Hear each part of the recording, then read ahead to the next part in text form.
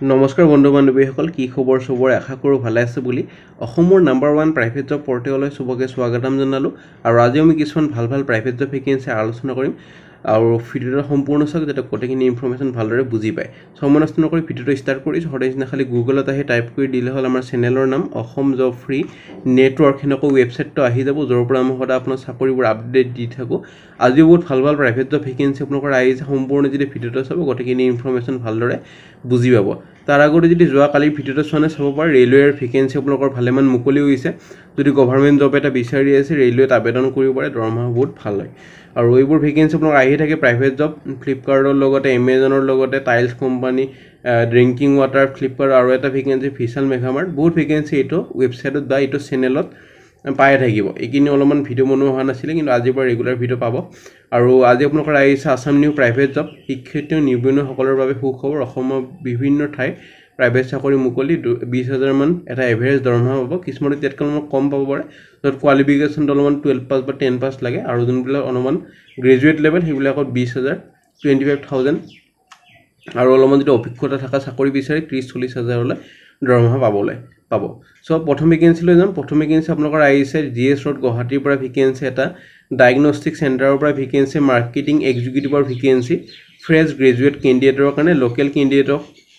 হে আবেদন কৰিব পাৰিব আৰু বাইক এখন হ'ব লাগিব দুটা এটা প্ৰেফাৰেন্স দিয়া হ'ব কোৱালিফিকেশ্যন এইটো কাৰণে খালি গ্ৰেজুৱেশ্যন হ'লে হ'ল ফ্ৰেছ কেণ্ডিডেট বিচৰা হৈছে সো ইমেইল আইডি দিয়া আছে কন্টেক্ট নম্বৰ দিয়া আছে লেণ্ডলাইন নম্বৰ মানে লেণ্ডলাইন নম্বৰত আপোনাৰ 9টা বজাৰ পিছত ফোন কৰক 9টা অফিচ টাইমত ফোন কৰক আৰু ফোন কৰি গোটেইখিনি ইনফৰমেশ্যন সুধি ল'ব 25 ছেপ্টেম্বৰৰ ভিতৰত আবেদন কৰক নে ভেকেন্সি লৈ যাম নে ভেকেন্সি আপোনালোকৰ আহিছে ৰিকুৱাৰ্ড বয়জ আৰু girls for the post of back office with full knowledge of excel আৰু পাৱাৰ পইণ্ট এইটো কাৰণে আপোনালোকৰ 10,000 পৰা 30,000 দৰমহা পাব কোৱালিফিকেশ্যনটো চাগে গ্ৰেজুৱেশ্যন হ'লে হৈ যাব লাগে আৰু 23 ছেপ্টেম্বৰ মানে আজিৰ পৰা 27 ছেপ্টেম্বৰলৈ আবেদন কৰিব পাৰিব কোনো এপ্লিকেশ্যন ফিজ দিব নালাগে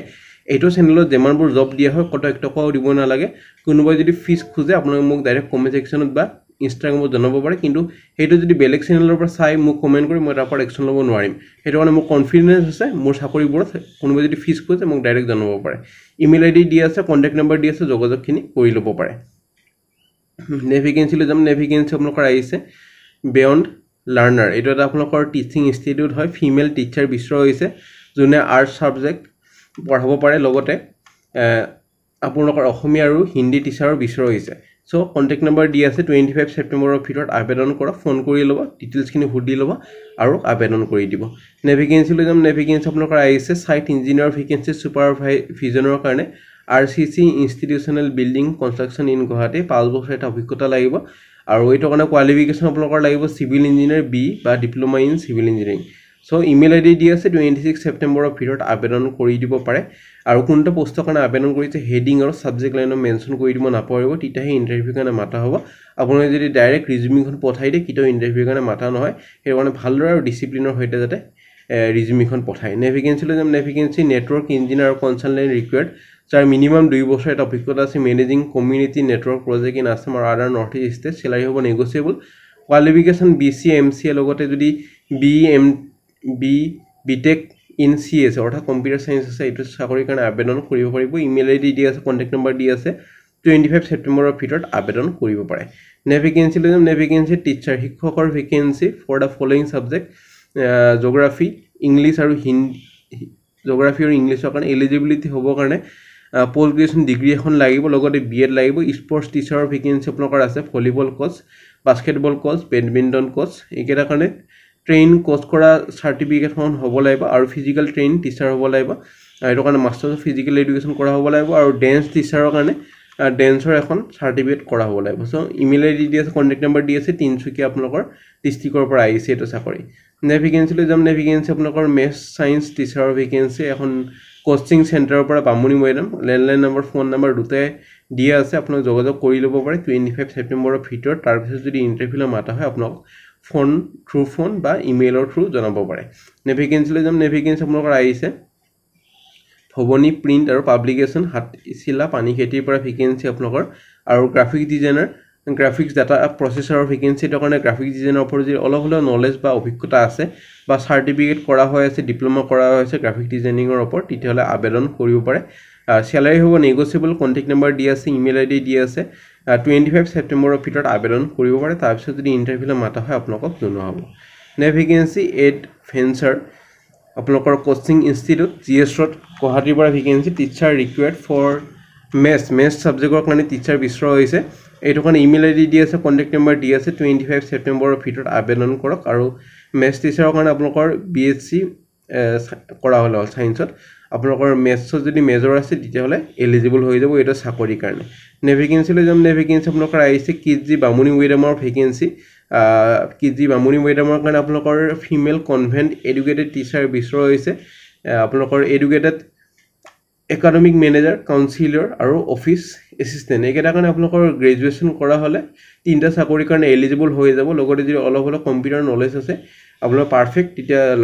সিলেকশ্যন চান্স এটা বাঢ়ি যায় কণ্টেক্ট নম্বৰ দি আছে 24 ছেপ্টেম্বৰৰ ভিতৰত আবেদন কৰিব পাৰে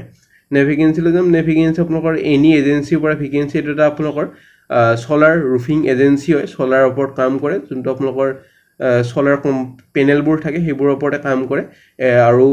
গুৱাহাটীতে পোষ্টিংটো হ'ব বিজনেছ এক্সিকিউটিভৰ কাৰণে আৰু লগতে ডিষ্ট্ৰিক্ট ৱাইজত পোষ্টিং হ'ব গুৱাহাটীতে হ'ব লগতে আপোনালোকৰ নিজৰ ডিষ্ট্ৰিক্টতে যদি চাকৰি কৰিব খোজে আবেদন কৰি দিব খালি কোনখন ডিষ্ট্ৰিক্টৰ পৰা আবেদন কৰিছে মেনশ্যন কৰি দিব নলবাৰী যদি নলবাৰী বৰপেটা যদি বৰপেটা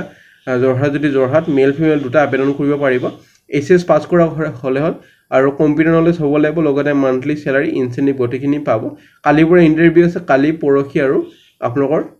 26 ছেপ্টেম্বৰ 11টা বজাৰ পৰা 3টা বজালৈ ইণ্টাৰভিউ হ'ব সো ইন্টাৰেস্টেড যদি হয় হেড অফিচৰ ইণ্টাৰভিউলৈ আহিব পাৰে কণ্টেক্ট নম্বৰ দি আছে কণ্টেক্ট কৰি ল'ব 4টা নম্বৰ দি আছে কোনোবা এটা নম্বৰ যদি নালাগে বেলেগ নম্বৰ কেইটা ট্ৰাই কৰি ল'ব পাৰে আৰু এড্ৰেছ দিয়া আছে হেড অফিচৰ ইমেইল আইডিও দি আছে আৰু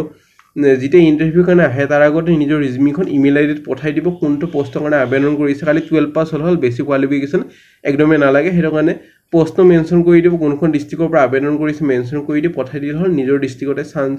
এটা থাকি যায় সিলেক্ট হোৱা সো আপোনাৰ চান্স এটা থাকিব নেভিগেঞ্চিলৈ যাম নেভিগেঞ্চি direct walk in interview vacancy sales এক্সিকিউটিভৰ কাৰণে আৰু আপোনালোকৰ ইলফছ এলিভেটৰৰ ভেকেঞ্চি আপোনালোকৰ গুৱাহাটীৰ পৰা এক্সপিৰিয়েন্স ফ্ৰেছাৰ্ছ সবে আবেদন কৰিব পাৰিব এটা চাকৰিৰ কাৰণে কোৱালিফিকেশ্যন আপোনালোকৰ চাকৰিটোৰ কাৰণে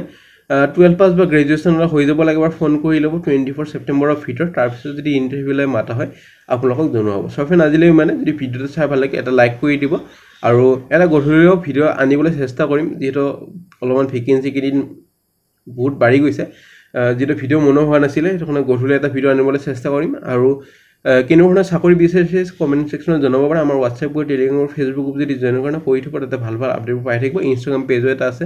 তাতে জয়েন কৰিব পাৰে তাতে ডাইৰেক্ট মোৰ লগত কথা ক'ব পাৰিব আজিলৈ মানে আগলৈ ভিডিঅ' চাই থাকিব